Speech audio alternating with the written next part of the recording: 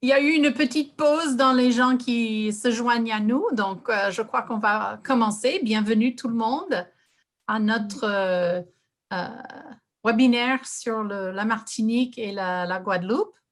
Ça nous rappelle Oui, le congrès il oui. y a, il y a 2 ans. J'ai bien regretté cet été. Je pensais, Oui. il y a 2 ans, on était à la plage, au chaud. Et cette année, ça n'a pas été pareil. Donc, je vous rappelle que si vous voulez un certificat,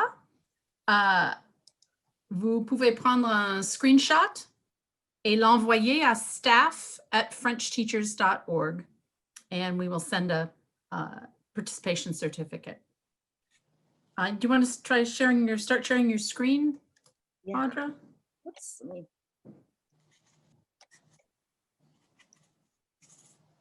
Et voilà. Donc, maintenant, je vais passer la parole à Audra Murfeld-Langston qui va démarrer la soirée. OK. Bonsoir à tout le monde. Je suis très contente de pouvoir voir tout le monde ce soir.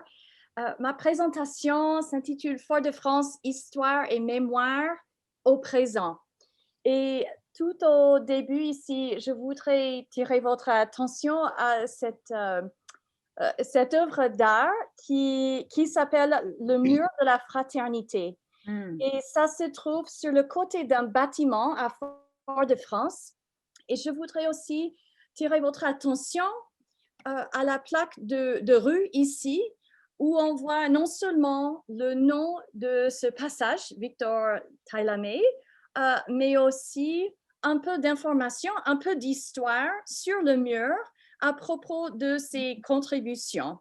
Et donc, nous avons déjà dans cette image un mélange du passé et du présent. Et c'est ça qui sera le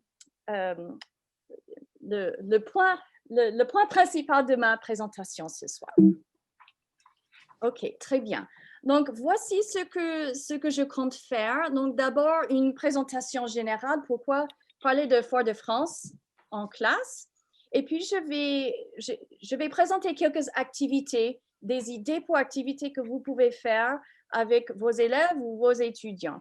Et je vais utiliser les deux, élèves et étudiants. Il y a certaines personnes ici qui enseignent au niveau K-12 et il y a d'autres au niveau de l'université. Donc, je mélange élèves et étudiants. Alors, on commence avec pourquoi parler de Fort-de-France en classe. D'abord, il y a beaucoup de sujets et beaucoup d'endroits à explorer. Et c'est un changement de ce qu'on voit souvent dans nos manuels de classe. Donc, ça nous permet une diversification de notre programme ou de nos programmes. Et c'est aussi une occasion de décoloniser nos programmes. Souvent, ce qu'on trouve dans les manuels, c'est juste un petit aperçu à propos d'un coin du monde francophone, mais il n'y a pas toujours assez de place dans les manuels pour explorer en plus de détails. Ça nous donne aussi l'occasion de pouvoir comparer l'histoire de la Martinique, de Fort-de-France, avec celle des États-Unis et d'autres parties du monde. Et quand j'utilise le verbe comparer, ça me fait penser aussi les 5 C's of ACTFL, n'est-ce pas? Comparaison, c'est une des 5 C's. Et puis, on peut commencer au rapport avec les actualités aux États-Unis et ailleurs, comme par exemple avec le projet, le 1619 Project, et aussi avec le mouvement de Black Lives Matter. Alors, nos élèves, nos étudiants ont entendu parler de ce projet. Peut-être ils ne connaissent pas le projet, mais certainement, ils ont entendu parler de Black Lives Matter. Et donc, nous pouvons établir des rapports entre ce qui se passe ici aux États-Unis et ce qui se passe ailleurs. Alors, la première activité, c'est où se trouve la Martinique. Ça, c'est quelque chose que probablement vous faites déjà dans vos cours, mais je crois qu'il vaut la peine de répéter un peu pourquoi faire cette activité et quelques idées pour comment le faire. Donc, par exemple, on peut commencer en demandant aux étudiants où se trouve la Martinique par rapport aux États-Unis. Souvent, ils ont déjà le plan dans leur manuel de cours et tous les pays francophones sont indiqués dans une couleur différente. Est-ce que les étudiants peuvent trouver la Martinique sans cette différenciation de couleur? Puis on peut, si on utilise Google Maps, c'est très facile de zoom in, zoom out, n'est-ce pas? Donc, si on fait un peu de zoom ici, not the Zoom meeting, but the zoom, the verb, où se trouve la Martinique par rapport aux autres îles des Caraïbes? Là, nous avons la possibilité d'incorporer un peu à propos de la géographie, un peu à propos de la géologie. Pourquoi est-ce qu'il y a toutes ces îles dans la Caraïbe, dans la mer? Pourquoi est-ce qu'il y a tant de volcans dans cette région du monde? On peut aussi incorporer une étude du climat de cette région. On peut parler des langues qu'on parle dans ces différents endroits. Pourquoi est-ce qu'il y a tant de langues qui sont parlées ici? Il y a l'espagnol, il y a l'anglais, il y a le français, il y a dans cette région, il y a beaucoup de différentes langues qui sont parlées. Et ça nous permet de présenter un peu à propos de la colonisation et les effets de la colonisation. Et bien sûr, on peut parler de l'histoire. Puis, si on continue, on peut regarder l'île de la Martinique elle-même. Et on peut demander aux étudiants ou aux élèves quelles sont les villes principales de l'île, où se trouve Fort-de-France, pourquoi la ville capitale se trouve-t-elle au bord de la mer? Et ça nous permet de pouvoir parler un peu de cet espace géographique. Pourquoi est-ce que ça se trouve au bord de la mer? Parce que c'était nécessaire pour le transport, pour pouvoir communiquer avec d'autres. Tout était par bateau, n'est-ce pas? Quand l'île a été colonisée. Comment est la géographie de la ville de Fort-de-France? Et on peut regarder, on va regarder les rues et quelques aspects géographiques un peu plus tard. Et finalement, pourquoi est-ce que la capitale est Fort-de-France? Autrefois, c'était Saint-Pierre qui était la ville la plus importante. Mais après l'éruption du volcan, la montagne Pelée, en 1902, Saint-Pierre a été détruit. Et c'était à ce moment-là où Fort-de-France est devenu beaucoup plus important d'une façon économique, mais c'était aussi important à cause de la culture et toute l'activité était déplacée après la destruction de Saint-Pierre. OK, on continue avec la deuxième activité. Où peut-on voir l'histoire dans une ville? Et je vais vous demander de participer dans le chat. Quelles sont vos idées? Où est-ce qu'on peut voir l'histoire dans une ville? Donc, je regarde le chat pour voir vos réponses. Quelles sont quelques possibilités? OK, monument, église, architecture, bâtiment, le nom des rues, monument, marché, musée. Oui, il y a beaucoup de bonnes idées, Des placards de rue, cimetières, les parcs, oui. OK. Donc, ça, c'est une question que vous pouvez poser à vos élèves aussi. Les écoles, le centre de tourisme, oui, les parcs. Alors, voici, vous avez déjà mentionné les exemples que j'ai inclus ici. Toutes ces photos sont de Fort-de-France. Et donc, c'est juste pour nous situer un peu. on peut voir ici quelques exemples d'où l'histoire est visible. Donc, nous pouvons voir l'histoire dans l'architecture, dans les noms, comme vous avez mentionné. Cette boucherie, charcuterie s'appelle la Foyalaise. Même dans le nom ici, Foyal, ça vient des mots Fort Royal, qui est le nom du fort autrefois. Maintenant, le fort s'appelle Fort Saint-Louis. Nous avons la ville de Fort-de-France. Foyal, c'est une représentation de l'histoire de cet endroit qui se trouve dans le nom. Vous avez aussi mentionné des plaques, des panneaux avec des noms. Nous avons un peu de ça. Oui, c'est la prononciation créole. Foyal, c'est Fort-Royal, c'est en créole. Et donc, il y a un exemple d'un musée ici. Il y a plusieurs musées qui se trouvent à Fort-de-France. I'm going to switch to English here. This next section is from something that I'm working on. I'm working on like a pedagogical guide that I've tentatively called Public Memory in the Past, Activities for Reflection, Discussion, Comparisons, and Research.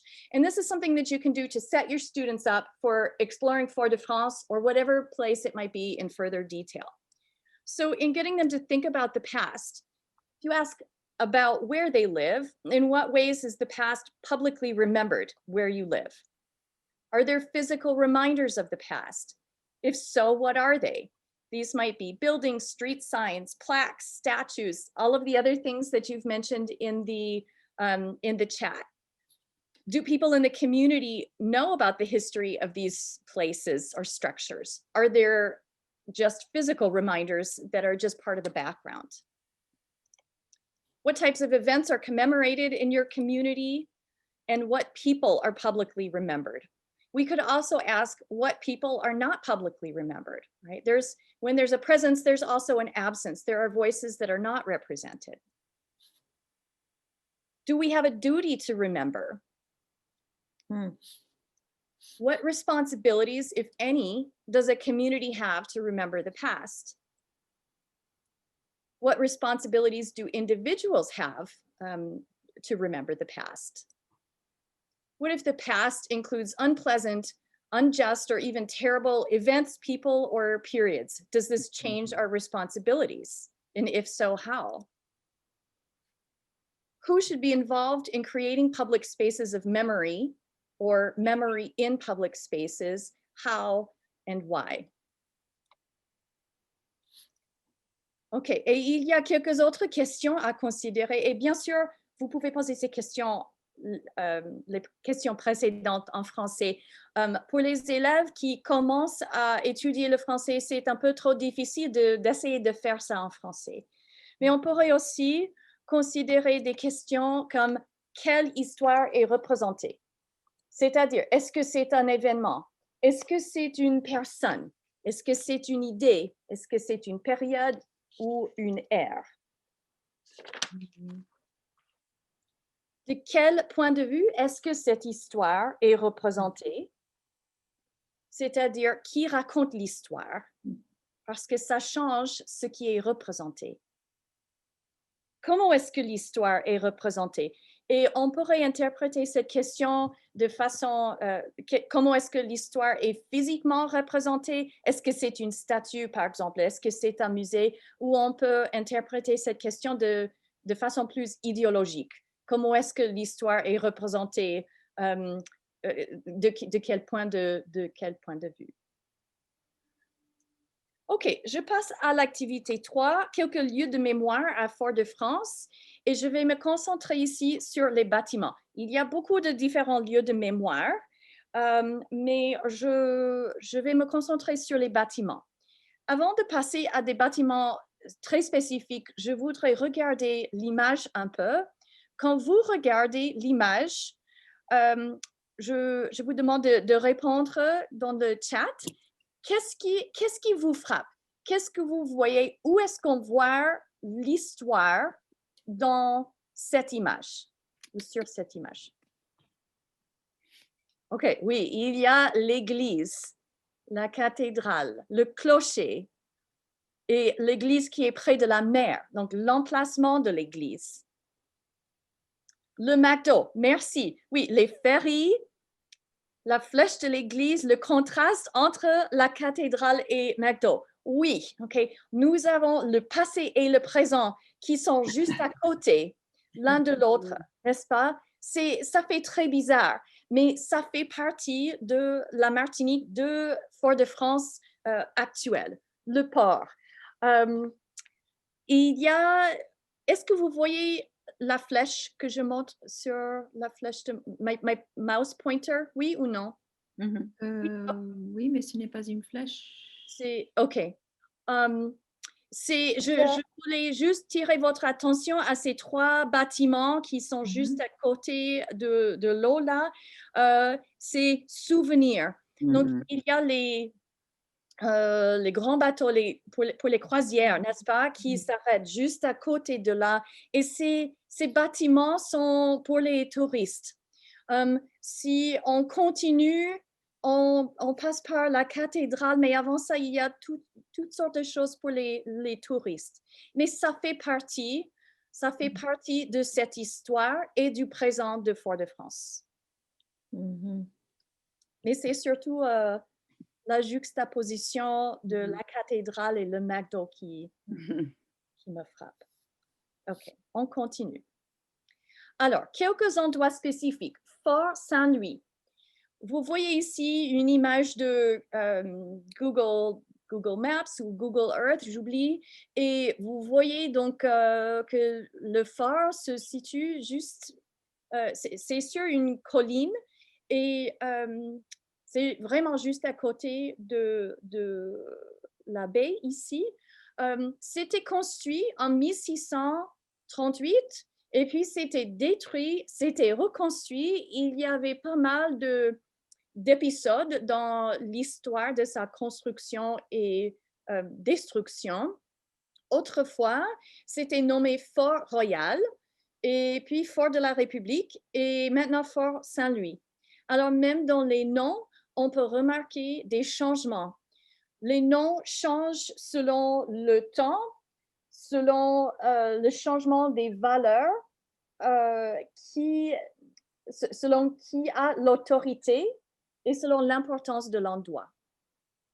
Quelques idées pour la classe de français. La géographie. On peut parler de l'importance de situer ce phare là où il se trouve. On peut parler de la colonisation. Pourquoi est-ce que ce phare est là? On peut parler des conflits militaires. Ce n'est pas juste les Français qui sont venus, c'était aussi les Anglais, il y avait des Espagnols tout au début et il y avait aussi des Hollandais.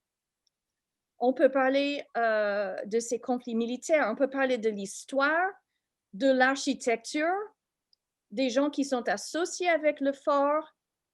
On peut parler des actualités. Par exemple, maintenant, c'est un site touristique, mais en même temps, c'est une base navale active. Donc, il y a le mélange, le passé, qui est pour les touristes, et le présent pour cet aspect militaire. Un autre endroit important, si on considère l'histoire de Fort-de-France, c'est la bibliothèque Schœlcher. Et c'était commandé, la construction de ce bâtiment était commandée pour loger le don d'une partie de la bibliothèque personnelle de Victor Schœlcher. Et quand je dis une partie de sa bibliothèque personnelle, ça veut dire 10 000 livres. Victor Schœlcher était abolitionniste. Il était né à Paris, il était homme politique et il a écrit pas mal d'articles à propos de l'abolition de l'esclavage. Et c'est lui qui a préparé le décret du 27 avril 1848 qui abolit l'esclavage. C'est une personne qui peut être un peu controverse selon le point de vue. Nous n'avons pas le temps de discuter de tout cela, donc je vais me concentrer sur le bâtiment. Et je reviens à Schœlcher un peu plus tard. Alors, ce bâtiment a été construit en France pour l'exposition universelle de 1889 à Paris. Et puis, le bâtiment a été déconstruit, transporté à Fort-de-France et puis reconstitué. L'architecte, c'est Henri Je ne Pic. savais pas. C'est si impressionnant. Je ne comprends pas du tout comment tout cela a eu lieu. Mais une fois de plus, nous avons la convergence du passé et du présent. Donc, l'histoire de sa construction, l'histoire de Victor Schœlcher, mais en même temps, c'est une bibliothèque qu'on peut utiliser. On peut emprunter des livres, on peut entrer et faire des recherches. Il y a des archives. Donc, c'est ce lieu de convergence. Quelques idées pour la classe de français. On pourrait parler de l'architecture. On pourrait faire des recherches sur les expositions, avec S, désolé, universelles. On peut parler de l'éducation.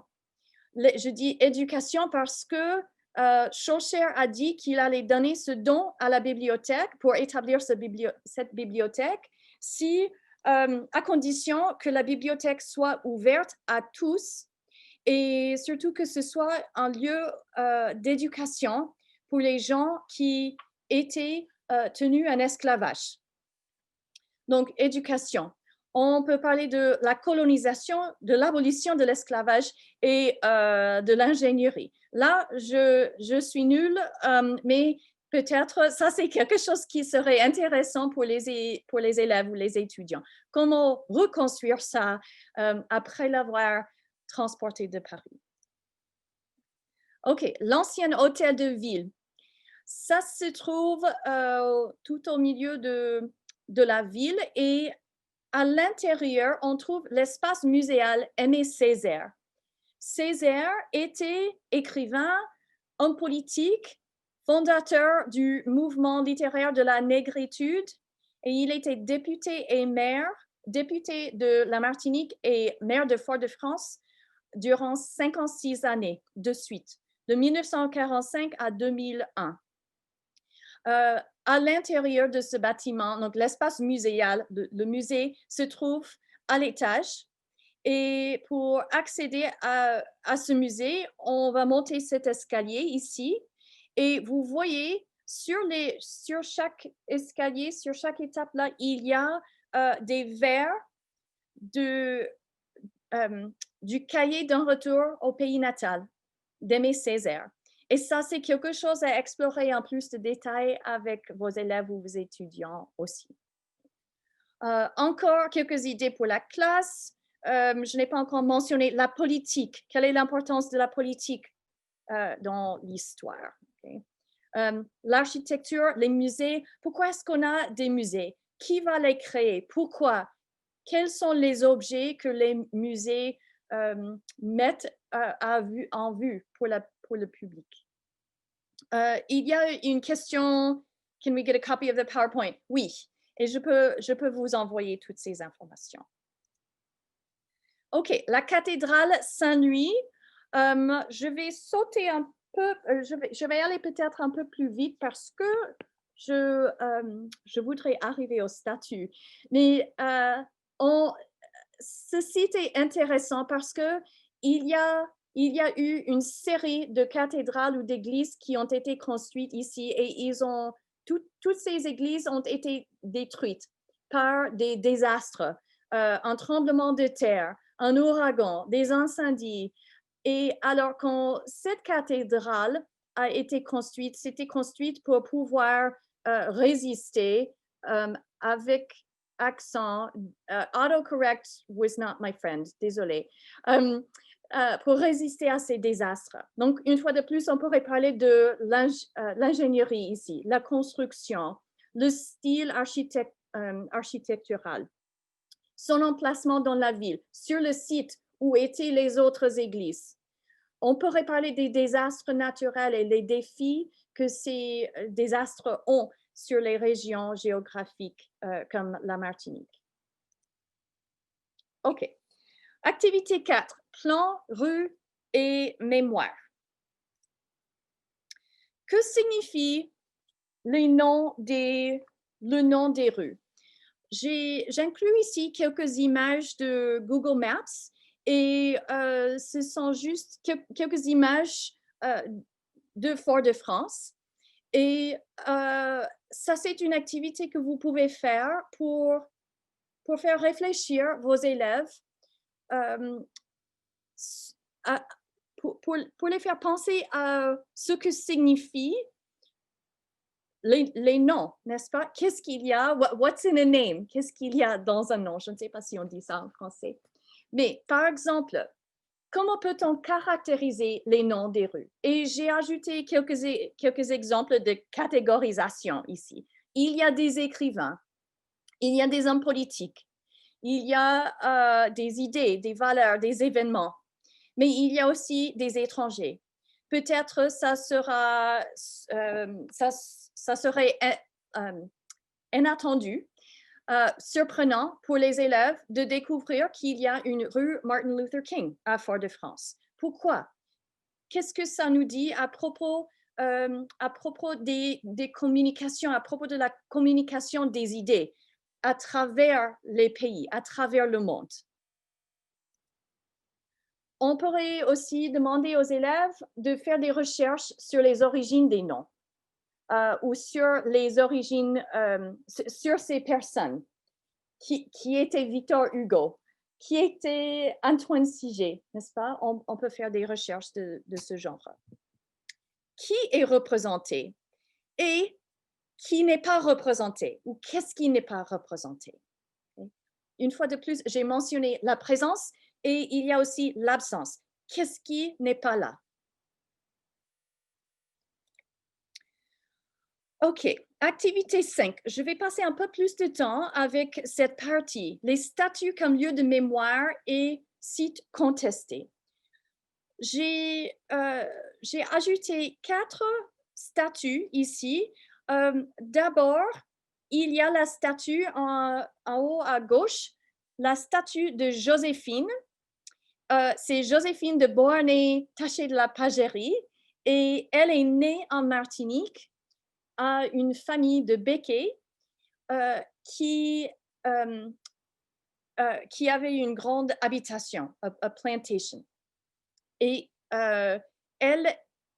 c'est une très longue histoire.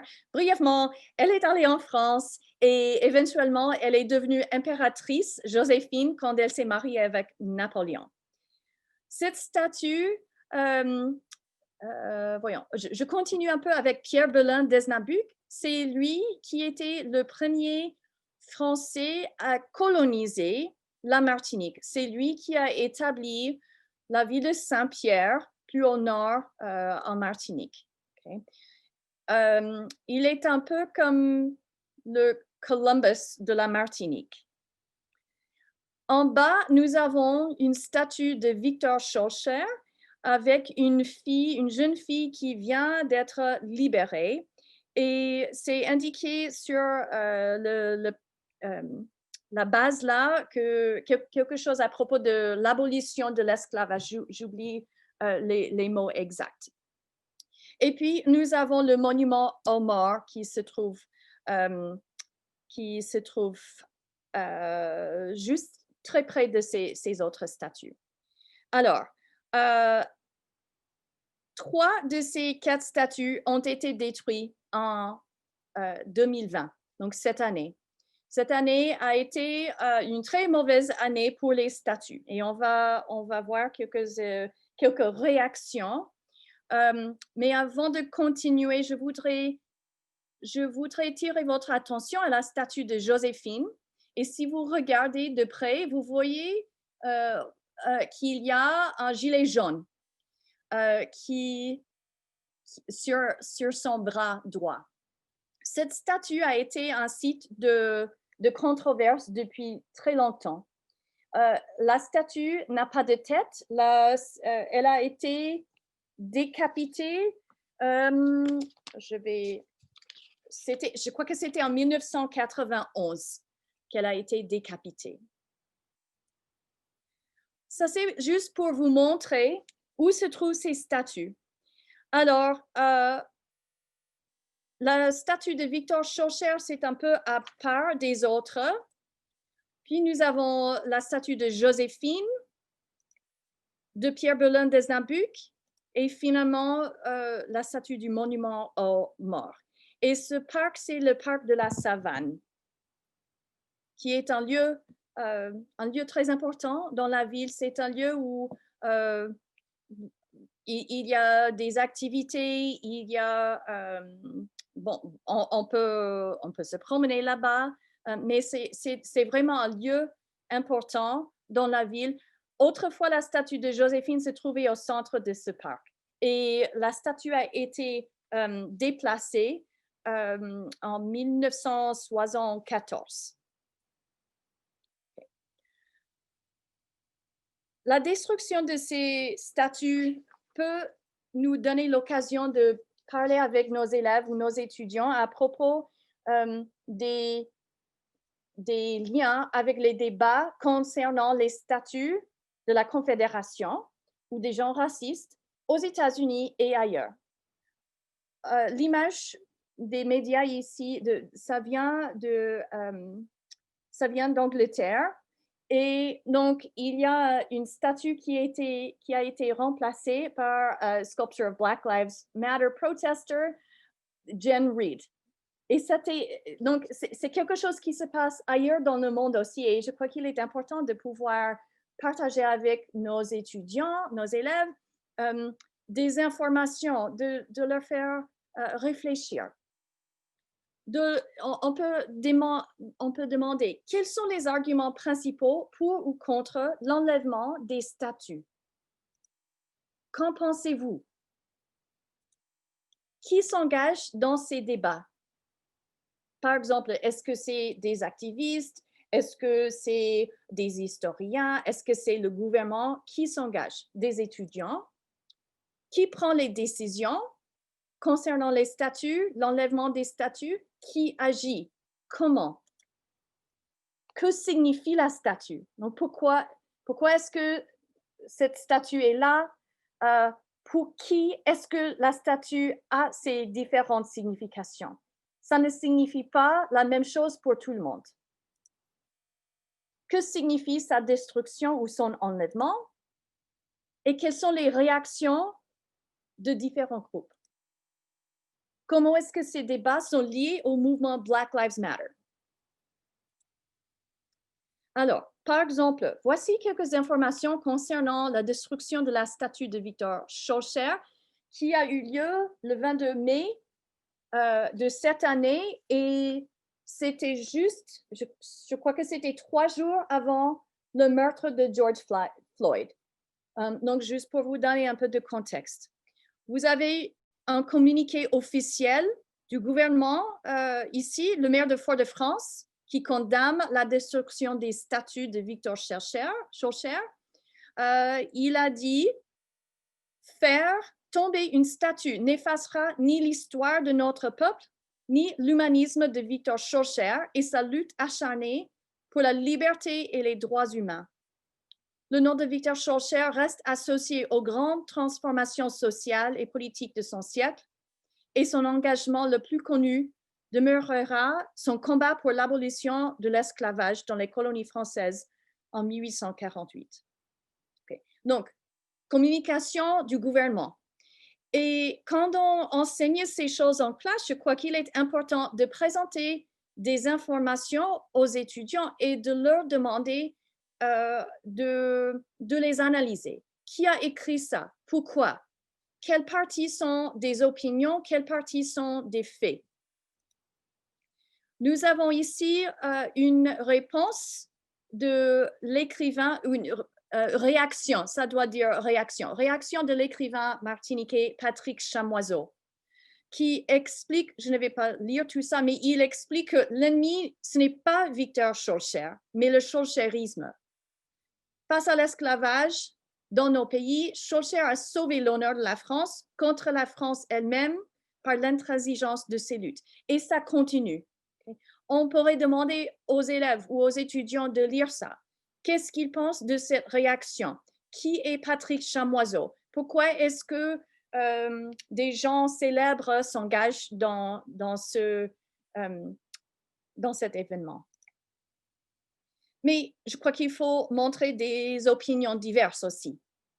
Et ici, nous avons des réponses de plusieurs activistes et du gouvernement français.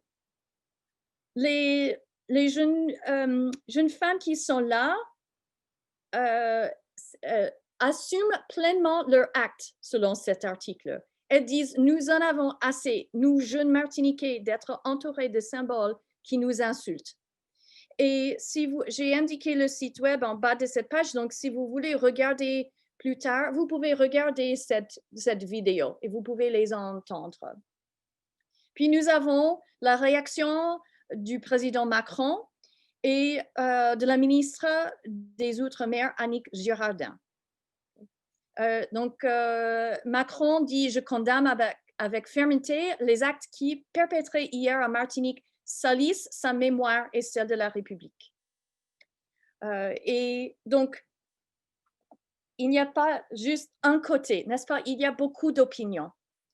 Et je crois qu'il est important de dire à nos étudiants qu'il faut réfléchir avant de dire « Oui, c'est le bon côté, là. Est-ce qu'il y a un bon côté? Comment est-ce qu'on peut comprendre ces événements? Pourquoi est-ce que ce groupe pense ceci et cet autre groupe pense cela? Et ce n'est pas juste deux groupes non plus, n'est-ce pas? Il y a beaucoup d'opinions entre les deux extrêmes. OK, quelques mois plus tard, le 26 juillet 2020, on a vu la destruction des statues de Joséphine et de Desnabuc. Et vous voyez ici le résultat.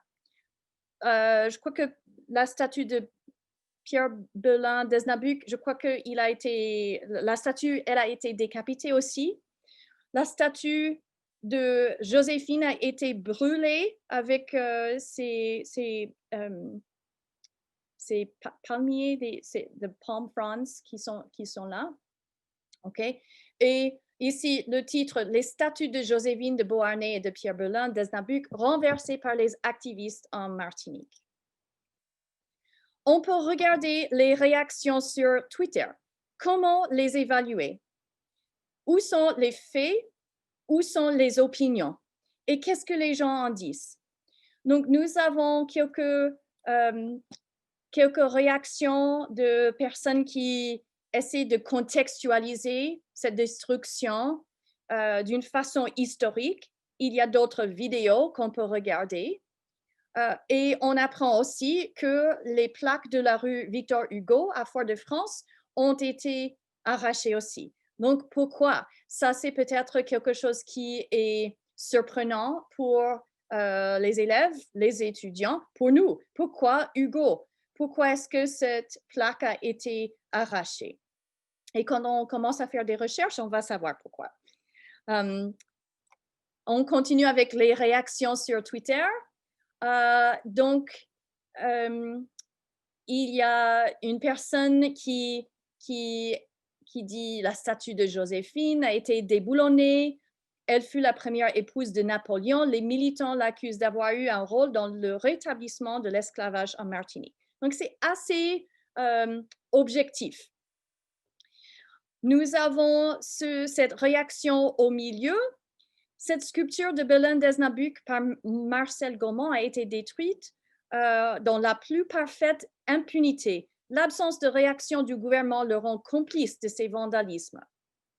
Donc, il y a beaucoup de personnes qui veulent que le gouvernement fasse quelque chose, y compris Florence qui dit protégeons notre histoire, protégeons notre civilisation. Et on va regarder la pétition.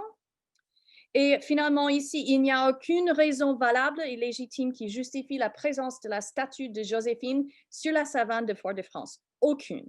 Il y a beaucoup de réactions comme ça sur Twitter.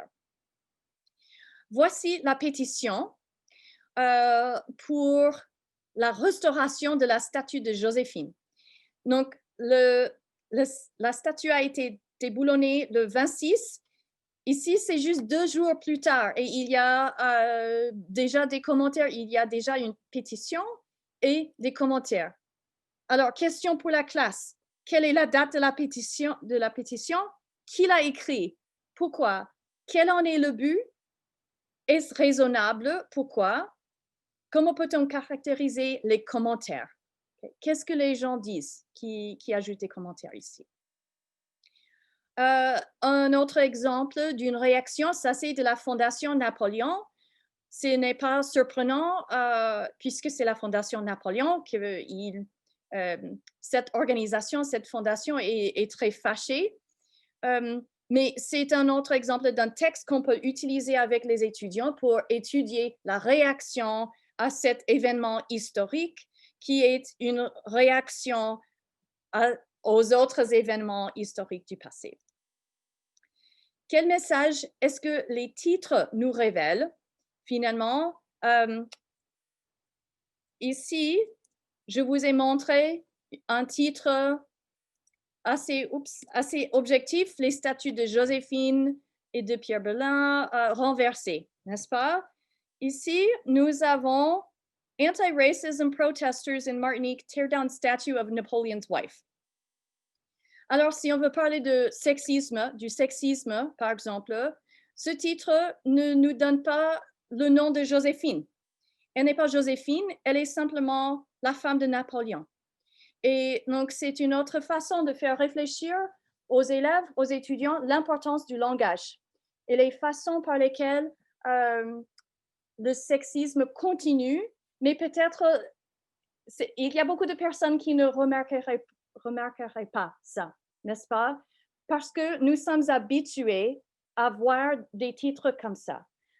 Donc, c'est une autre façon de questionner l'histoire, de questionner la représentation de l'histoire et de questionner ce que nous faisons nous-mêmes. OK, quelques dernières idées pour parler des statuts. Donc, je recommande pour vous et pour vos étudiants de lire une variété de sources, des journaux, des réseaux sociaux, des documents du gouvernement. Vous pouvez chercher des points de vue opposés pour présenter de différentes voix, de différents points de vue. Quels commentaires sont des faits? Lesquels sont des opinions? Et vous pouvez aussi comparer les événements et les débats avec ce qui se passe ailleurs, aux États-Unis, en Angleterre, dans d'autres pays du monde. OK, c'est la dernière image que je partage avec vous, mais j'étais en train de réfléchir. Donc ça, ce n'est pas Fort-de-France, c'est juste à côté, mais ça m'a fait penser que souvent, donc d'abord, souvent en Martinique, on voit des arcs-en-ciel, mais ça m'a fait penser aussi à l'histoire. Souvent, on voit une partie de quelque chose, un arc-en-ciel, et on ne voit pas ce qui est derrière.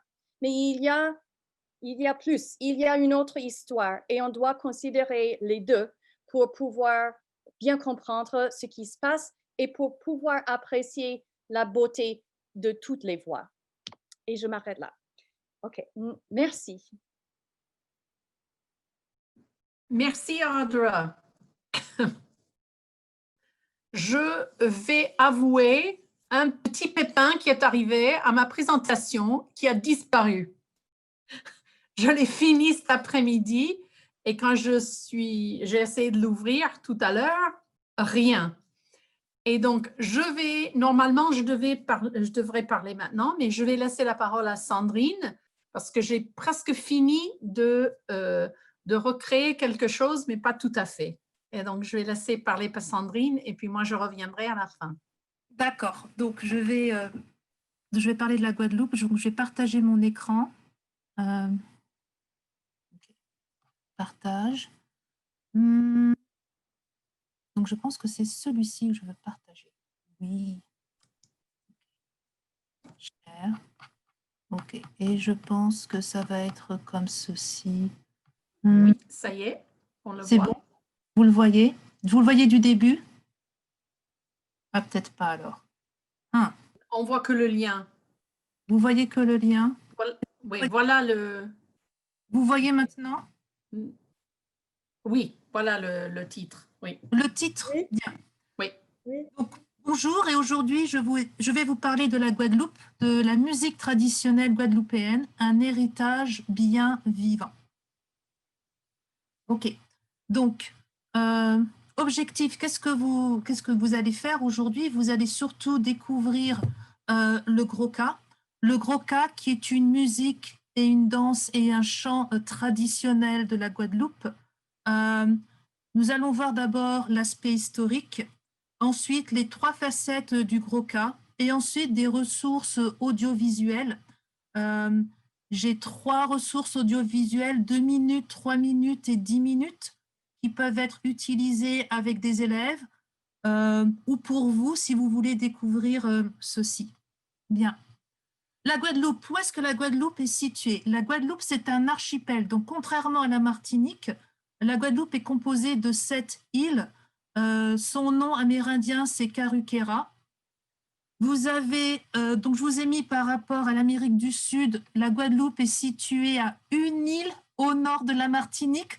Entre les deux, vous avez l'île de la Dominique qui est anglophone, donc à ne pas confondre avec la République dominicaine qui est sur la même île que Haïti et qui est hispanophone. Donc pour les personnes qui ne connaissent pas, parfois ça peut porter à confusion. Donc la Martinique et la Guadeloupe sont très souvent associées dans l'imaginaire français. Alors, je vais rectifier dans l'imaginaire de l'Hexagone ou de la métropole, puisque la Guadeloupe et la Martinique font toutes les deux parties de la France. Ce sont des départements français et qui ont choisi d'être français. D'accord? Donc, ça fait partie de la France. Donc, la Guadeloupe est appelée l'île Papillon parce que quand vous regardez la carte, elle ressemble à un papillon avec ses 2 ailes. Vous avez Basse-Terre et Grande-Terre. Basse-Terre qui est très montagneuse avec le volcan qui est au sud, la Soufrière. Et vous avez Grande-Terre qui est complètement plate et qui, historiquement, c'est là où vous aviez toutes les plantations et l'industrie sucrière au niveau de la Guadeloupe. Quoi d'autre d'intéressant et d'important à savoir?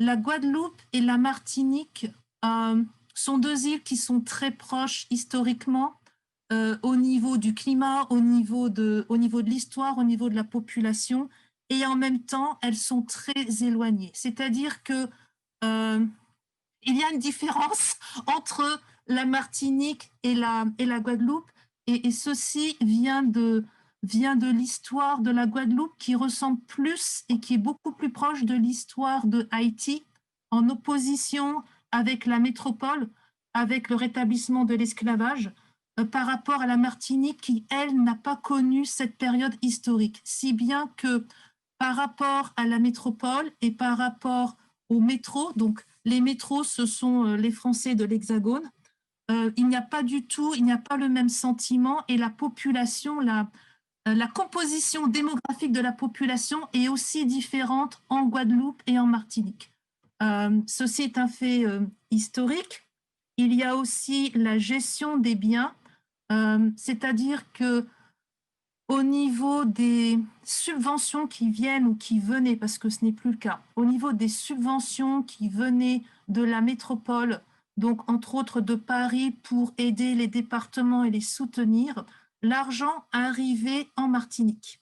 Et la Martinique ensuite décidait comment l'enveloppe envoyée par le gouvernement allait être dépensée pour les Guadeloupéens et pour les Guyanais.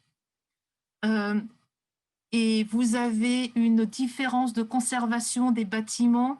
Vous avez aussi une différence lorsque vous regardez bien les 2 îles. Les infrastructures touristiques ne sont pas tout à fait les mêmes en Guadeloupe et en Martinique.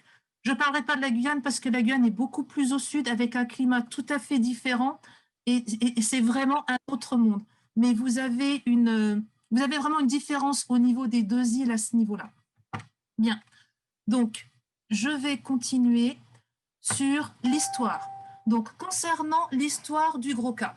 Donc, le Groka, historiquement, c'est une danse traditionnelle des esclaves qui est apparue entre le XVIIe et le XVIIIe siècle. Il y a 2 buts au niveau de cette danse. Le premier, c'était un moyen de communication. Un moyen de communication des marrons ou le marronnage. En créole, on dit les nègres marrons. Donc, ce sont les esclaves qui ont fui la plantation et qui se sont réfugiés dans la forêt et dans les montagnes. Donc, c'était un moyen de communication avec des rythmes très précis.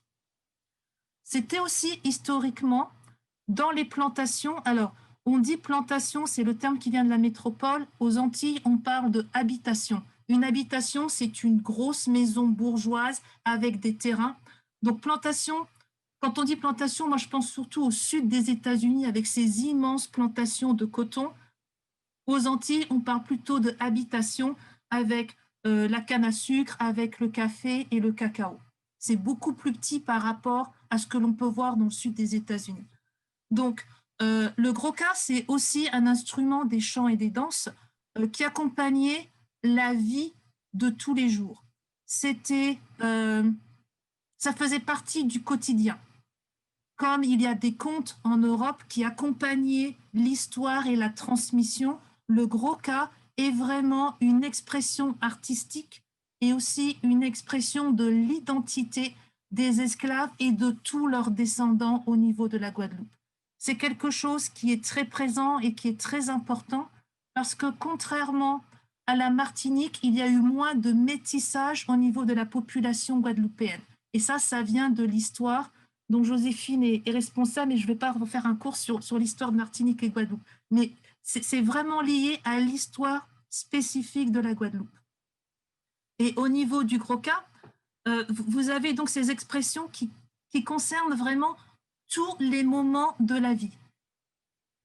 Et historiquement, c'est quelque chose qui est très, très important. Et c'est quelque chose qui est encore de très vivant aujourd'hui, actuel, et qui a évolué. Alors, le groka, depuis 2014, fait partie du patrimoine immatériel de l'UNESCO. Donc, c'est vraiment très intéressant parce qu'on vient d'avoir une présentation sur la Martinique avec le patrimoine matériel. Et ici, c'est du patrimoine immatériel. Donc, ce patrimoine immatériel est composé de 3 aspects. Le ka, qui est un tambour, techniquement un tambour, mais ça s'appelle le ka. Il y a le chant et vous avez la danse. Donc, je vais surtout parler de la musique, de l'instrument de musique ainsi que de la danse. Pas beaucoup du chœur, pas beaucoup du chant. Donc, je vais peut-être en parler maintenant. Le chant, moi, que je connais, c'est un chant qui est fait en solo par un seul chanteur. Vous avez un chanteur et ensuite, c'est une activité de groupe, c'est une communauté, c'est un partage et c'est repris par le public. Il y a des refrains qui sont repris par le public et qui le connaît. Mais normalement, vous avez un chanteur principal.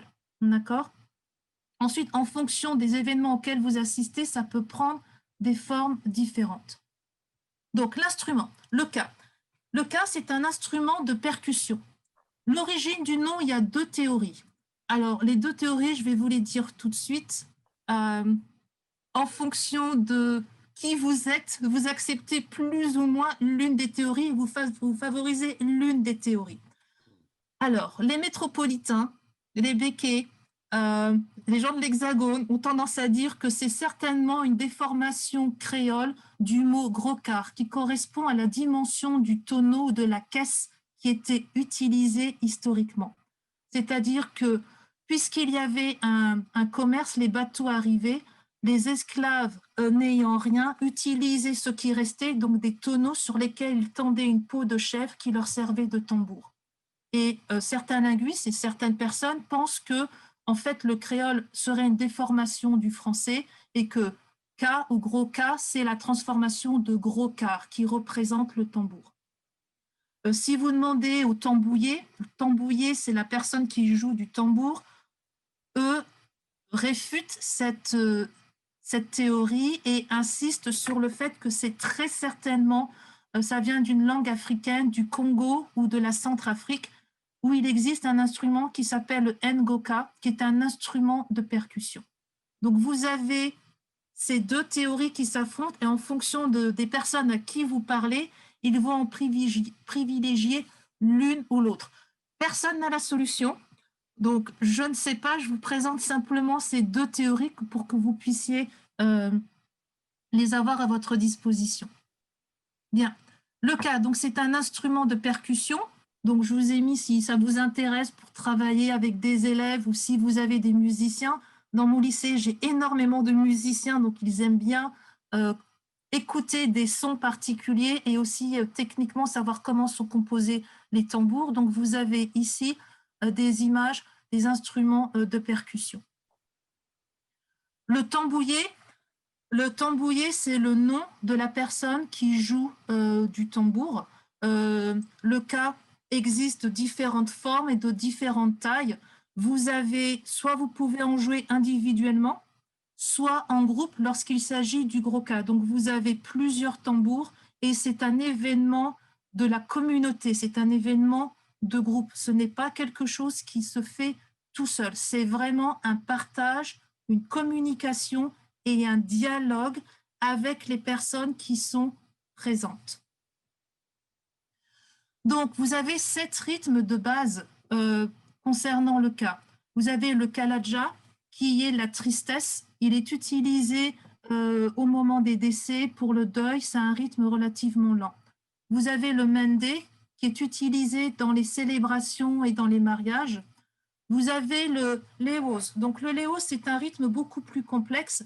Ça désigne aussi aujourd'hui les soirées en plein air où on joue et on danse sur les plages ou au niveau des du festival. Ça désigne aussi les concerts ou les soirées dansantes aujourd'hui. Vous avez le panjabel et le woulé qui sont un rythme beaucoup plus intense et ce sont des rythmes qui sont utilisés pour... alors le panjabel, pardon, c'est la résistance ou le combat. Surtout qu'au niveau de la Guadeloupe, il y a eu 2 révolutions importantes qui n'ont pas existé en Martinique. Vous avez le woulé et le grage qui sont des rythmes qui représentent le travail intense dans les champs ou dans la construction. Et vous avez le tumblak qui représente la fertilité et l'abondance. Donc, ce sont des mouvements plutôt suggestifs quand on a le son du tumblak. Donc, vous avez 7 sons, 7 rythmes de base qui définissent le gros cas. Alors, je ne sais pas si je vais réussir à vous montrer. J'ai une toute petite vidéo qui vous montre les 7 rythmes. Alors, je ne suis pas sûre de pouvoir vous la montrer. Elle fait 2 minutes. Donc, je pense qu'il faut que j'arrête de partager. Donc, j'arrête de partager, je suppose. Donc, j'arrête de partager. Je ne sais pas ce que vous allez voir. Et je vais essayer de vous montrer donc les 7 rythmes. Donc, j'arrête de partager. Ensuite, je vais là.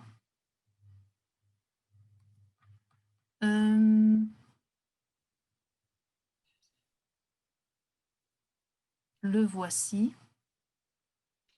Alors, oui, je reviens avec vous. Si j'arrive à vous retrouver. Voici, je partage. C'est bien parce que j'écris tout ce que je fais. J'ai l'impression d'être en cours. Voilà. Je partage, n'est-ce pas?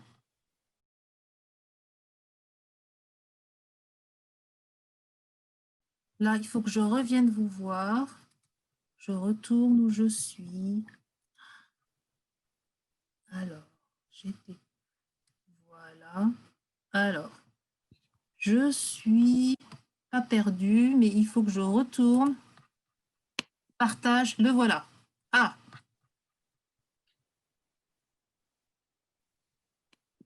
Ici, et partage.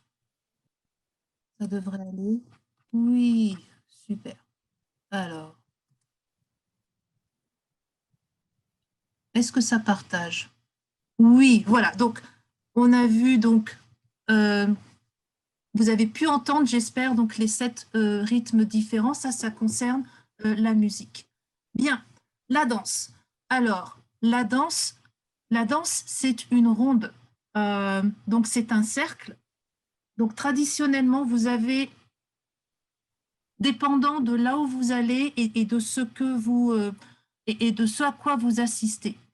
Si vous assistez à une soirée Léos ou si vous assistez à pas un spectacle de gros cas, mais si vous voyez des personnes qui dansent le gros cas, normalement, vous avez les tambouillés ou le tambouillé avec les tambours qui sont devant.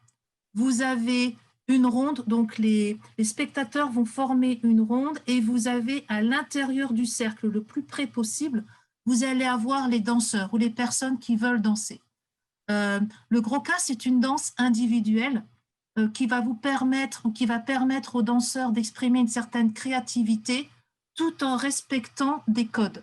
C'est-à-dire qu'à chaque son, à chaque rythme, je dirais, du tambour, correspond une série de pas particuliers qui vont exprimer, ou du moins qui montrent, je vais vous montrer tout à l'heure une vidéo de la danse, qui sont inspirés des gestes traditionnels d'autrefois pendant l'esclavage. Et en fonction du son que vous entendez ou en fonction du rythme, le danseur va choisir les pas qui correspondent à sa sensibilité et au niveau de la créativité. Donc, vous avez à la fois la tradition avec quelque chose de relativement codé et en même temps la créativité. C'est aussi un dialogue avec le tambouillé. Donc, vous avez, au moment de la danse, vous avez une reprise. On se présente au niveau de la ronde. On rentre dans la ronde, donc on est tout seul. C'est vraiment une focalisation sur un seul danseur. Il va y avoir un dialogue avec le tambouillé. Et ensuite, quand on a fini, il y a un mouvement de hanche particulier et c'est quelqu'un qui va demander l'autorisation à entrer dans la danse et qui va danser. Et ça s'appelle la reprise. Ou lorsque vous avez des respirations, quand le rythme devient plus lent, si quelqu'un veut rentrer, il y a un mouvement particulier, la reprise, qui permet d'entrer dans le cercle et l'autre personne va partir.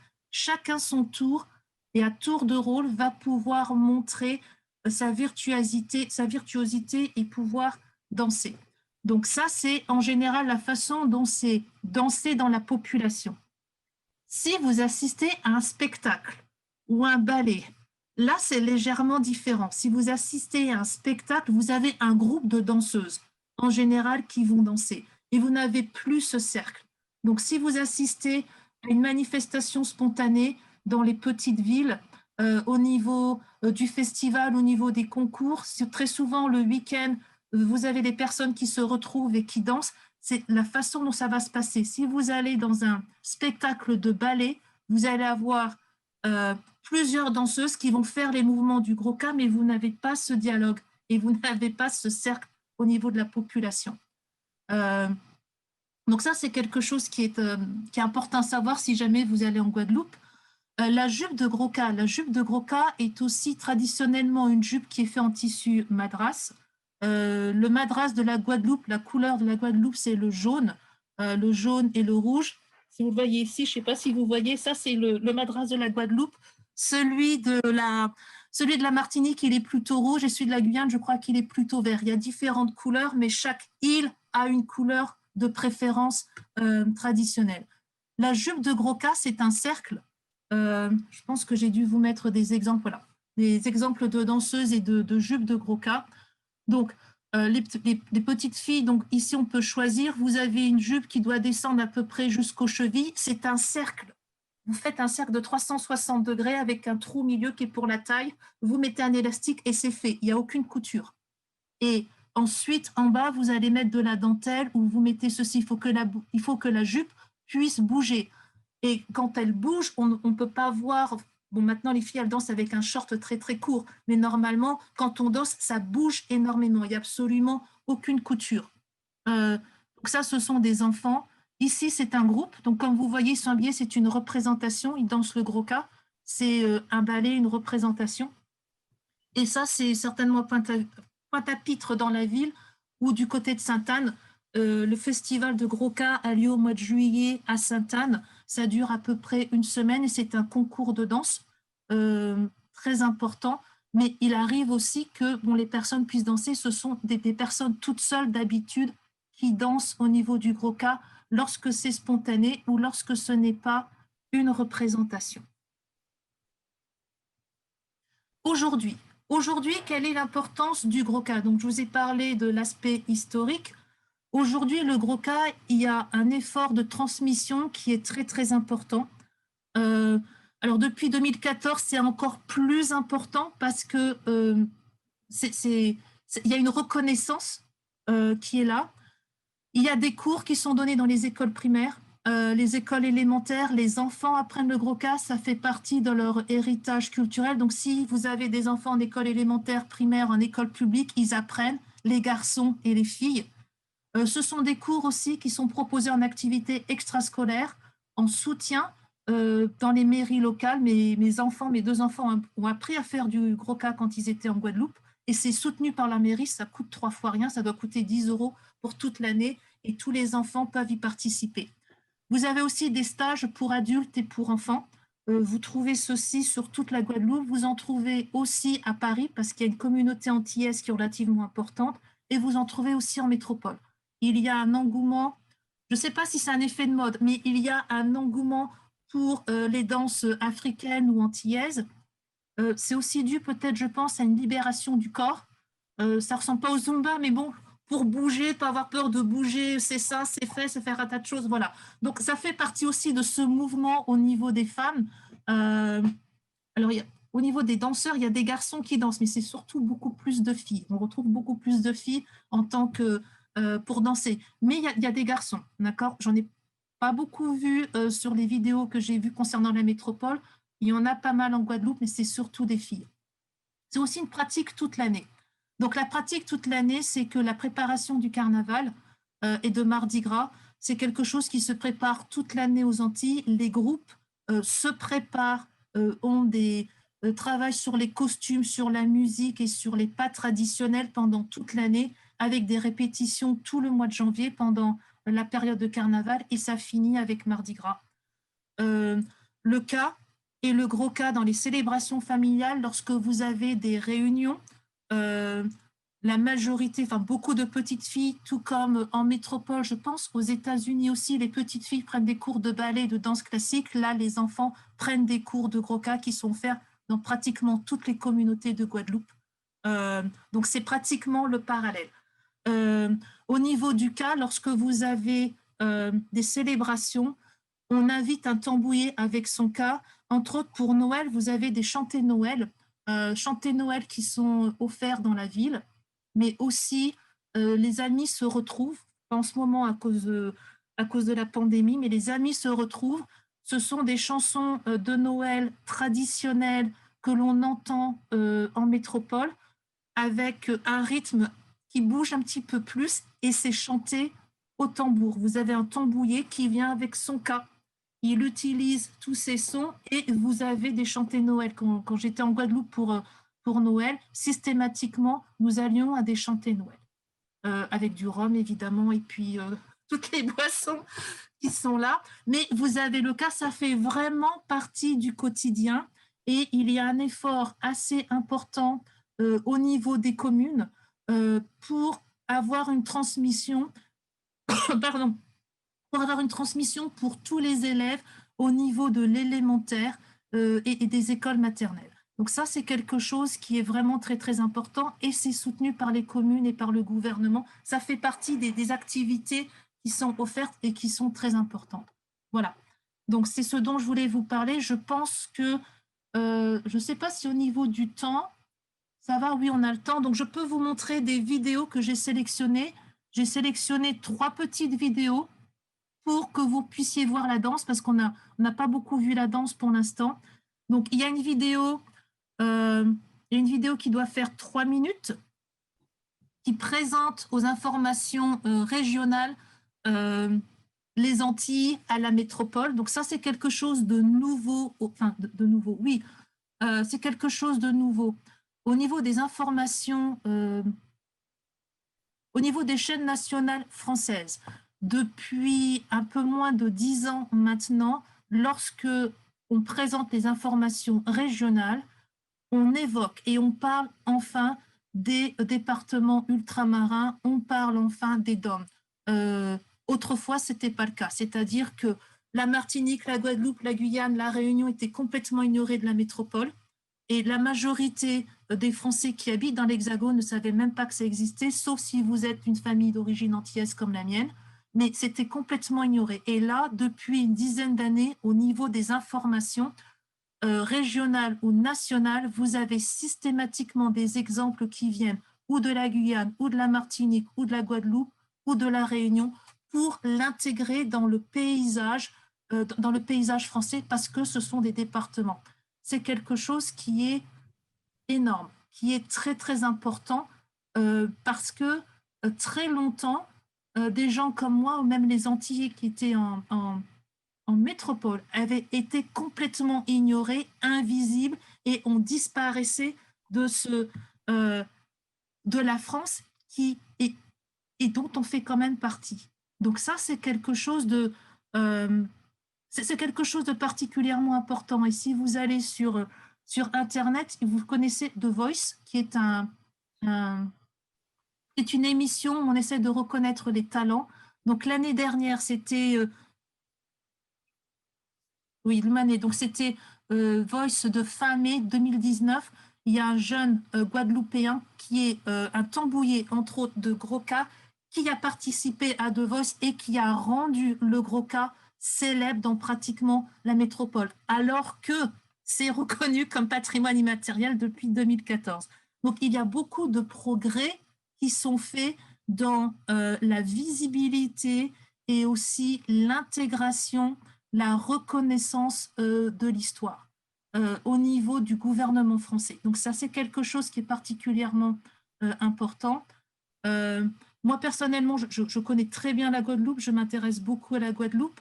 Le gouvernement français a reconnu l'esclavage comme étant un crime contre l'humanité. C'était en quelle année? 2000, c'était avec Chirac. Alors, il faut que je remonte. 2001 ou 2011, 2001, certainement, c'est quelque chose qui est relativement récent. C'est tard, mieux vaut tard que jamais, mais c'est quelque chose d'important dans les programmes scolaires depuis cette année, puisque j'ai regardé les nouveaux programmes scolaires au niveau de la littérature, les cours de littérature. L'enseignement de l'histoire de l'esclavage est maintenant devenu obligatoire. Vous avez les textes de Raphaël Confiant, vous avez les textes de Victor Schœlcher qui font partie des textes obligatoires à lire quand on est en première. Ce sont les nouveaux programmes de cette année.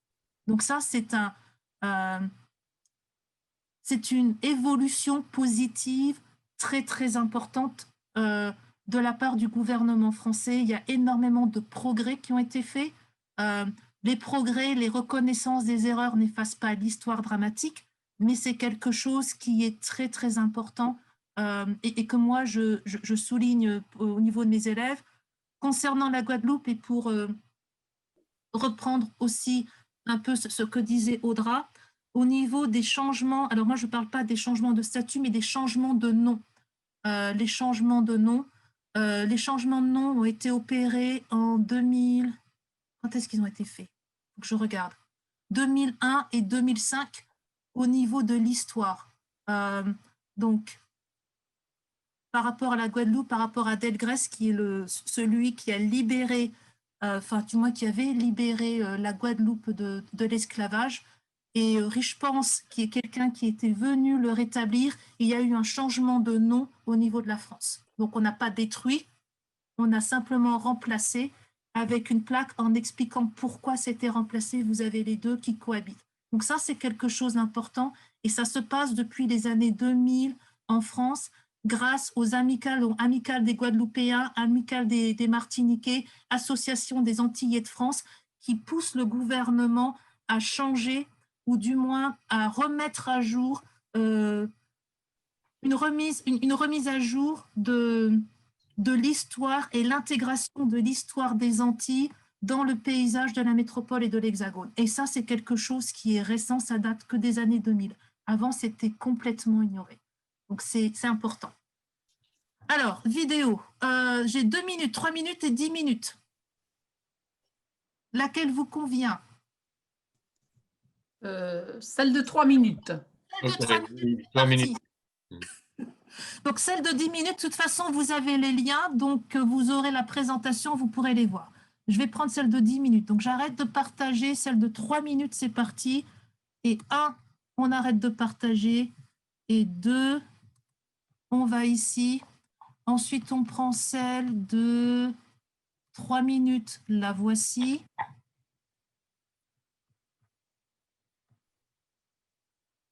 OK. On repartage. Je retourne sur Zoom. Je repartage.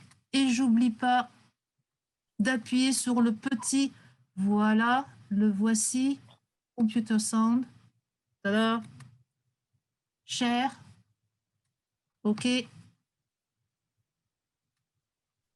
C'est parti. Partir dans... Pas l'écran, Jane. Oui, j'ai dû l'arrêter parce que j'avais mis... Ouais, attendez.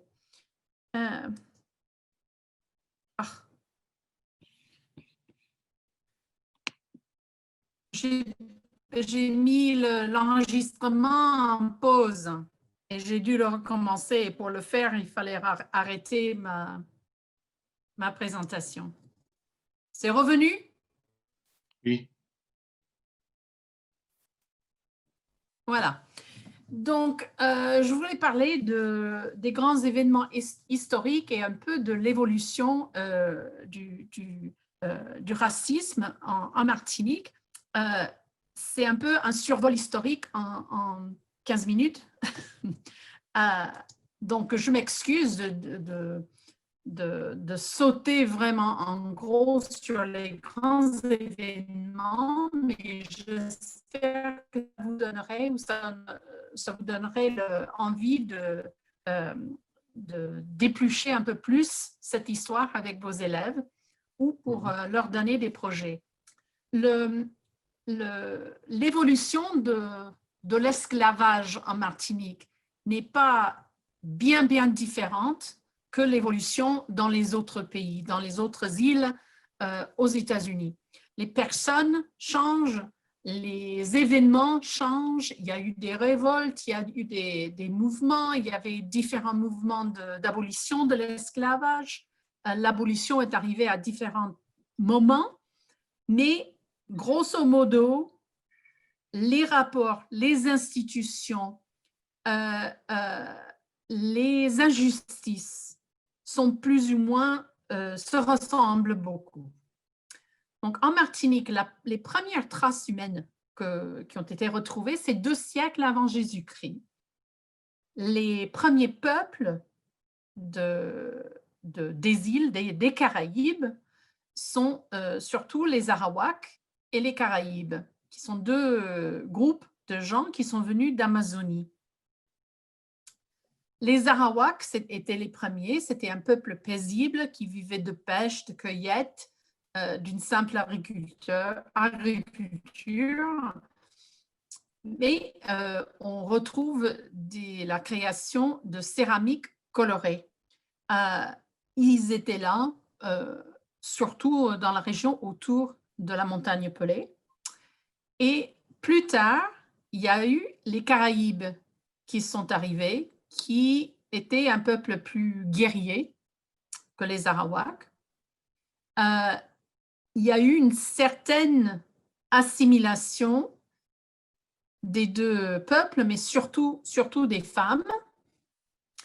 Donc, certaines traditions qu'on retrouve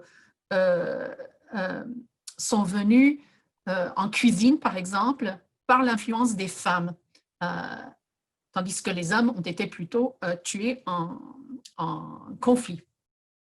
En 2095, il y a eu une grande éruption de la montagne Pelée qui a décimé cette population qui vivait, comme j'ai dit, sur les collines de la montagne. Il a fallu plus d'1 siècle, entre 100 et 200 ans, pour qu'ils se réinstallent cette fois-ci au sud de l'île.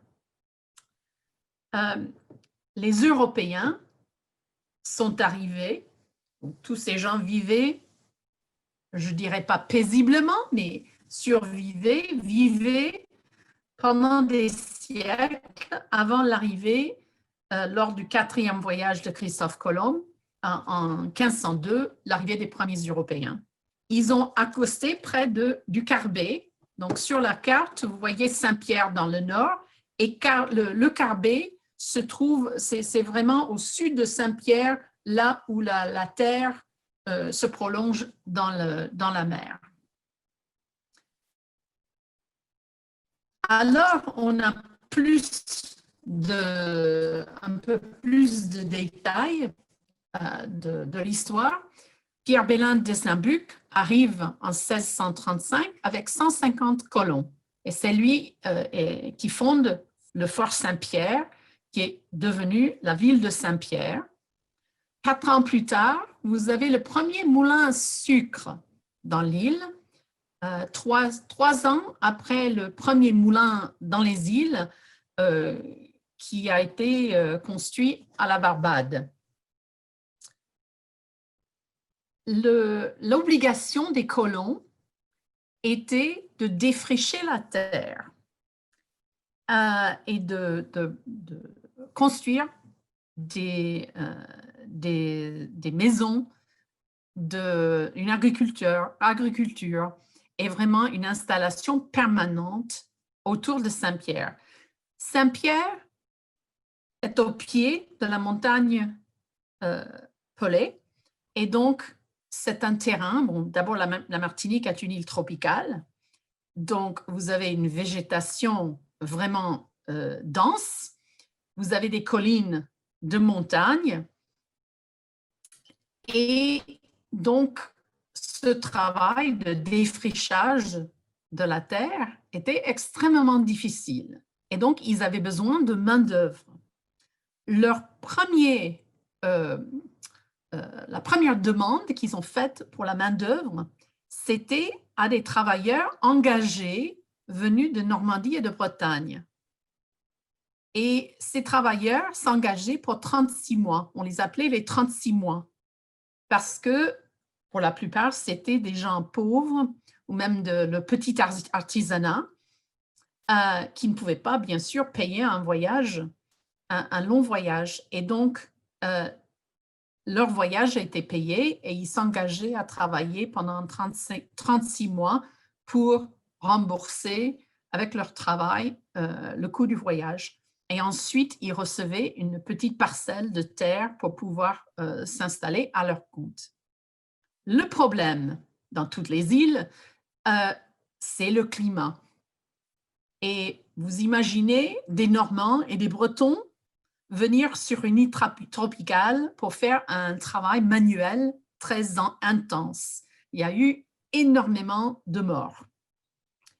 Et donc, il a fallu toujours remplacer la main-d'œuvre pour continuer le travail de la terre et la cultivation des produits convoités en Europe. Donc, en 1642, Louis XIII autorise la traite des Noirs. Dans les premiers documents, je n'ai pas encore fait assez de recherches pour savoir si c'est vrai, mais dans les premiers documents, les Africains étaient censés être des travailleurs engagés aussi.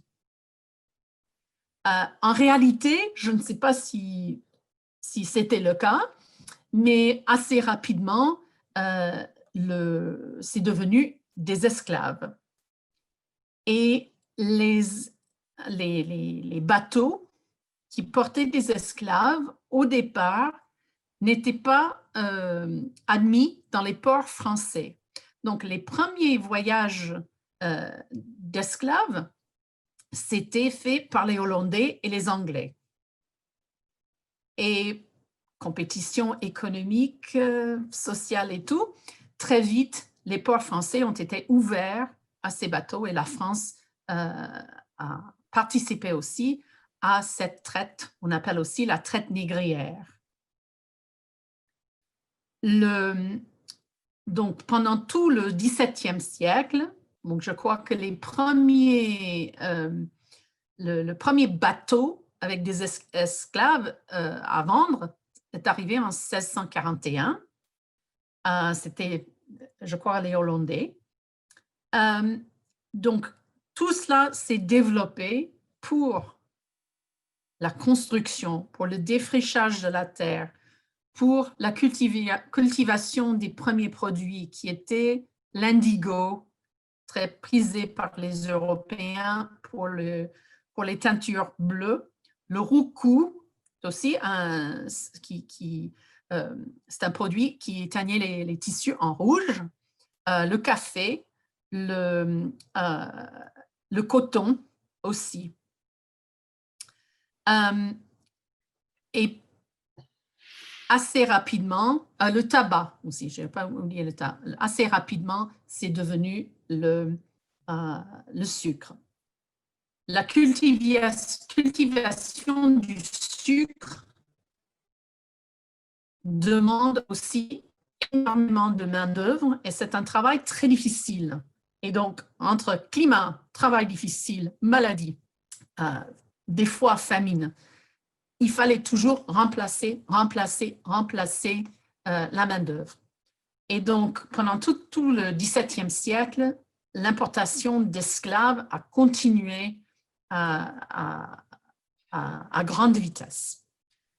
En 1658, pour revenir aux habitants aux Caraïbes qui restaient, qui s'étaient réfugiés dans le nord-est de l'île,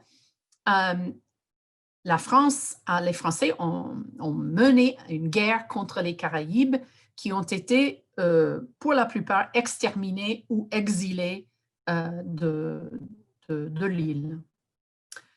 En 1669, je crois, bon, que j'ai dit, le premier fort a été construit à Saint-Pierre. Ensuite, le fort royal, dont Audra a parlé, a été établi sur le lieu qui est aujourd'hui Fort-de-France. Pour encourager le développement de l'île, la production du sucre, Louis XIV décide de donner des titres de noblesse aux planteurs qui installent plus de 100 élèves sur leur habitation. Quand on regarde la descendance des Békés, ce serait intéressant de voir les premiers colons, des fois, étaient de petits nobles. C'était des petits nobles, c'était le deuxième, troisième, quatrième fils d'une famille qui devait se faire une carrière ailleurs. Mais cette offre de Louis XIV pour donner des titres de noblesse aux gens qui installaient plus de 100 esclaves sur leur terrain était une idée intéressante. Et Louis XIV, on pourrait dire pourquoi Louis XIV s'est intéressé tant à cela. On parle très souvent de Joséphine, la femme de Napoléon, mais Madame de Maintenon, si vous connaissez son histoire, son père ou son grand-père, je ne me souviens plus, était huguenot.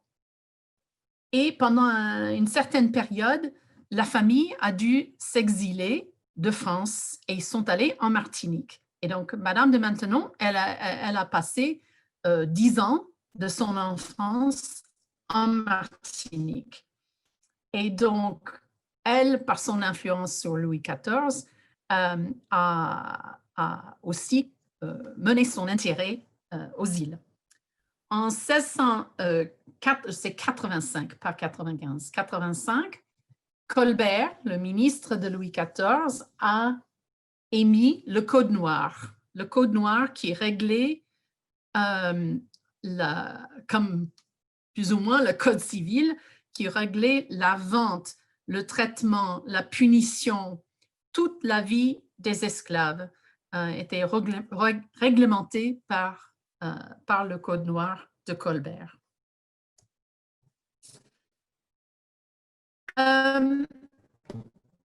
Bon, tout cela a continué. Les premières tentatives de l'abolition, vers l'abolition de l'esclavage, la Convention en 1694 a voté l'abolition de l'esclavage. Par contre, la Déclaration des droits de l'homme a ignoré la question.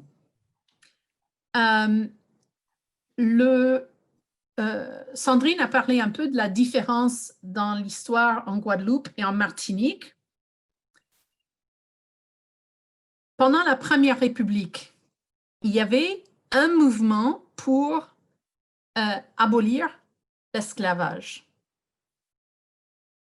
Mais ce qu'a fait les Békés de Martinique, ils ont réussi à faire signer ce qui s'appelle les accords de Whitehall. Et ce qui s'est passé, c'est que la Martinique est passée aux mains des Anglais, royalistes, bien sûr, sous le public, c'était un pays de monarchie, qui maintenait l'esclavage en même temps que la République a voulu l'abolir. Et après cette période-là, il y avait Napoléon qui est revenu. Bien sûr, lui, il a voulu maintenir l'esclavage. Et puis, la monarchie a été restaurée. Donc, la Martinique a été occupée par les Anglais de 1694 en 1802. Et si vous vous souvenez, Napoléon a été couronné empereur en 1804. Et puis, de nouveau, entre 1809 et 14. Et donc, il y avait cette occupation des Anglais qui maintenait le système esclavagiste en Martinique. Et ça n'a pas été le cas partout. Quand même, en 1815, il y a eu l'interdiction de l'importation d'esclaves. Donc, il n'y avait pas la libération, mais on ne pouvait plus faire venir les esclaves d'Afrique. Par contre, faire respecter cette interdiction, il y avait tout un commerce clandestin d'importation d'esclaves. Et un célèbre événement, c'était en 1835, c'était un naufrage d'un bateau avec des esclaves enchaînés en cale qui a fait naufrage près de l'Anse-Cafard. Et vous avez le célèbre monument avec des statues d'esclaves en pierre qui regardent la mer, où une vingtaine d'esclaves ont péri dans ce naufrage parce qu'enchaînés dans le bateau. Finalement, en 1848, on a le décret, l'accent est arrivé au mauvais endroit, signé par Schellcher, qui était alors secrétaire d'État à la Marine et abolitionniste, bien sûr, et c'est lui qui a officialisé l'abolition de l'esclavage. Qu'est-ce que cela a voulu dire? Les planteurs étaient récompensés pour la perte de leur propriété, de leurs esclaves. Les esclaves ne recevaient rien. Et donc, souvent, ce qui s'est passé, c'est qu'ils sont restés. Ils sont restés sur les habitations parce qu'ils n'avaient pas d'autre endroit pour eux. Et donc, leurs conditions de vie, c'était plus ou moins pareil. Officiellement, ils étaient libres. Ils pouvaient partir sans peur d'être poursuivis ou d'être chassés. Mais il fallait qu'ils se nourrissent, il fallait qu'ils aient un travail, il fallait avoir de l'argent pour pouvoir partir et vivre. Et ça, c'était difficile. Comme j'ai dit, c'est un peu mal organisé ici parce que je l'ai fait de mémoire. Un autre grand événement qui est arrivé en 1902, c'est l'éruption de la montagne Pelée. Et je vais vous montrer un petit clip tout à l'heure pour parler un peu plus de l'éruption, qui est encore aujourd'hui la troisième éruption la plus meurtrière de l'histoire, avec la ville de Saint-Pierre complètement rayée de la carte. Et il n'y avait qu'un seul où on peut considérer qu'il y avait un deuxième survivant. À une époque, les Américains connaissaient cette histoire. Bon, tout le monde a entendu parler des 30 000 personnes finalement vaporisées en quelques secondes par une nuée ardente descendu du volcan. Mais il y avait Syparis, qui était un prisonnier, qui a été affreusement brûlé dans sa cellule, mais qui a quand même survécu. Et pendant au moins 10 ans, sinon plus, il a voyagé partout aux États-Unis avec Barnum and Bailey. Et c'était one of the novelty acts, I guess you would say. Les deux guerres mondiales, la Première Guerre mondiale, il y avait quand même entre 20 et 30 000 hommes qui sont partis en Europe pour combattre pour la France pendant la Première Guerre mondiale. Par contre, les choses ont été bien différentes lors de la Deuxième Guerre mondiale. Parce que la Deuxième Guerre mondiale, il y avait l'occupation. Et à l'époque, pendant presque toute son histoire, et encore aujourd'hui, la Martinique dépend beaucoup de la France pour un soutien économique, pour le commerce, les échanges, les importations. La grande majorité de leur commerce se fait avec la France. Et pendant l'occupation, cela a été suspendu. Et donc, ils ont pu se débrouiller un peu autrement, mais pour la plupart, la population de la Martinique a beaucoup, beaucoup souffert lors de la Deuxième Guerre mondiale. Pour revenir à ce que j'ai dit, la main-d'œuvre, l'esclavage, dans tous les endroits, c'est une question de main-d'œuvre. Les propriétaires, que ce soit aux États-Unis, dans les îles ou ailleurs, ils avaient besoin d'hommes surtout, mais de personnes fortes qui pouvaient faire un travail manuel difficile. Et donc, pour le défrichage de l'île, au départ, comme j'ai dit, les premiers colons ont fait appel aux Normands et aux Bretons pour venir, mais ça n'a pas suffi. Donc, ils ont commencé l'importation des esclaves. Et j'aurai dans ma version finale du PowerPoint des statistiques beaucoup plus complètes. Mais en 1670, il y avait 7000 esclaves. Comme je dis, et ça a commencé, le premier bateau est arrivé en 1641. Donc, en 30 ans, il y a eu une importation de 7000 esclaves, sans compter ceux qui sont morts. 15 ans plus tard, il y avait 11 000 esclaves pour 5000 colons. Et en 1641, il y avait 15 000 esclaves. C'est resté plus ou moins à ce niveau-là, entre 15 et 25 000 esclaves, jusqu'à l'abolition. Mais à l'abolition, il fallait d'autres travailleurs. Et bon, quelques anciens esclaves étaient obligés de rester et de travailler, mais ils voulaient faire venir d'autres travailleurs. Et finalement, il y a eu une vague de travailleurs engagés qui sont venus d'Inde, de Chine et du Congo. Mais de ce nombre de 37 000 travailleurs étrangers, 25 000 étaient des Indiens. Et ça, c'est aussi une histoire très intéressante à éplucher en détail.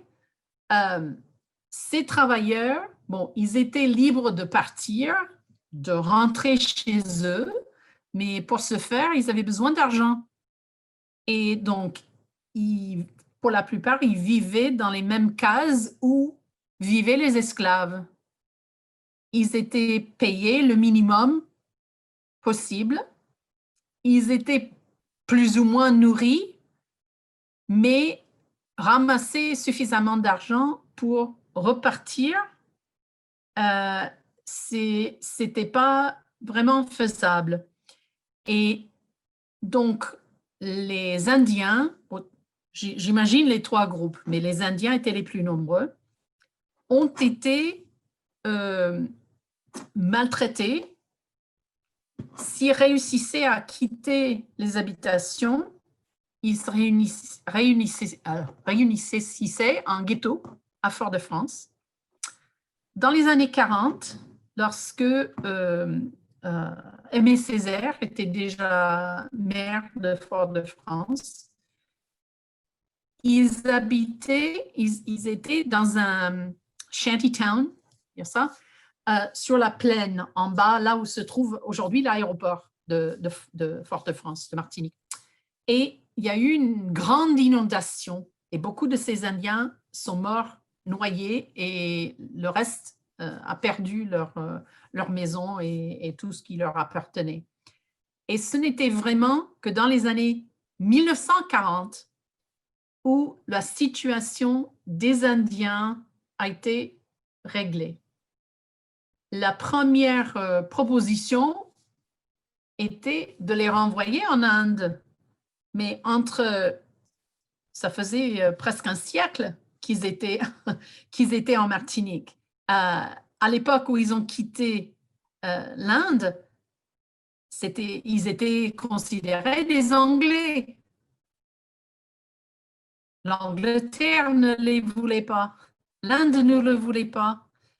Ils étaient devenus martiniquais et de deuxième, troisième génération. Et donc, ces travailleurs n'ont pas été finalement bien traités pour le service qu'ils ont rendu à la Martinique.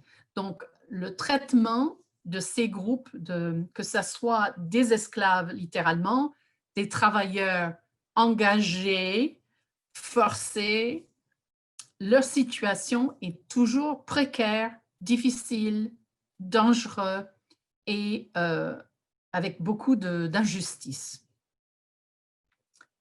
Mais, j'ai dit, il y a des apports quand même. Le célèbre Plan national de la Martinique, le Colombo, c'est fait avec des épices apportées par les Indiens. Finalement, je crois, d'après mes recherches, avoir retrouvé que le riz et la moutarde ont été apportés par les Chinois. Donc, vraiment, la Martinique est un pays de métissage de peuples, de culture et de cuisine. Je vais vous parler, et j'ai beaucoup plus de détails et on n'aura peut-être pas la possibilité de faire les trois. Avant le congrès de Martinique, nous avons écrit un manuel basé surtout sur des vidéos concernant la Martinique. Et je mets ici 3 extraits de différentes vidéos avec des activités pédagogiques, le vocabulaire, la transcription. Les derniers maîtres de la Martinique, c'est un reportage publié en 2007 sur les békés. Et les békés, c'est les blancs créoles, c'est-à-dire les descendants des premiers colons blancs en Martinique. Aujourd'hui, ils représentent à peu près 5% de la population, comparé à 80% pour les Noirs et les personnes de couleur. Et ils détiennent bien plus de la moitié de l'économie. Ils sont propriétaires des industries, du commerce, les importations, les exportations, les banques, les compagnies pétrolières, les grandes surfaces. Souvent, leur mainmise sur l'industrie de la banane, sur le commerce, la Martinique,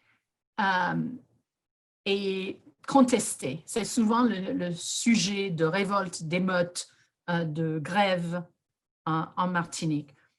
Ce reportage en 2007 est survenu parce que il y a eu un scandale lié à un insecticide qui s'appelle le chlordécone. Et le chlordécone, c'est comme je dis, un insecticide pour combattre les charançons. Et les charançons sont des insectes qui attaquent les bananiers. Et donc, ce pesticide est très nocif. Il a été interdit aux États-Unis, je crois, à la fin des années 80. Et grâce aux dérogations demandées et données par la France, l'utilisation du chlordécone a continué pendant 2 ou 3 décennies plus tard. Une grande majorité des terres agricoles en Martinique sont polluées, en Guadeloupe aussi, sont polluées par ce produit chimique. Et aujourd'hui, la Guadeloupe et la Martinique ont le taux de cancer de la prostate le plus élevé au monde, et de beaucoup. Et comme j'ai dit, les terres agricoles sont polluées, les autres produits sont pollués. Même on trouve aujourd'hui traces du chlordécone dans les nouveau-nés. Donc, c'est vraiment répandu dans toute la population, dans toute l'île, dans tous les produits.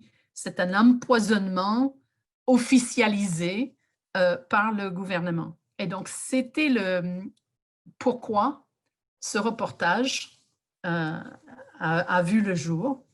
Et je vais vous montrer un petit extrait. C'est un béquet qui est grand industriel en Martinique. Il est mort en août, à l'âge de 94 ans. Et il a dit des propos à propos des travailleurs noirs. Et il a été poursuivi en justice pour ce qu'il a dit. Donc, je vais montrer cela. Hop.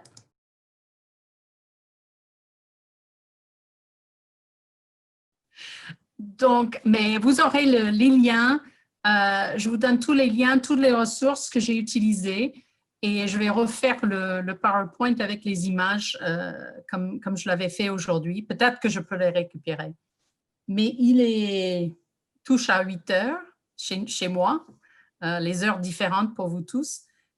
Donc, je vous remercie. Je remercie Sandrine et Audra d'avoir participé avec moi.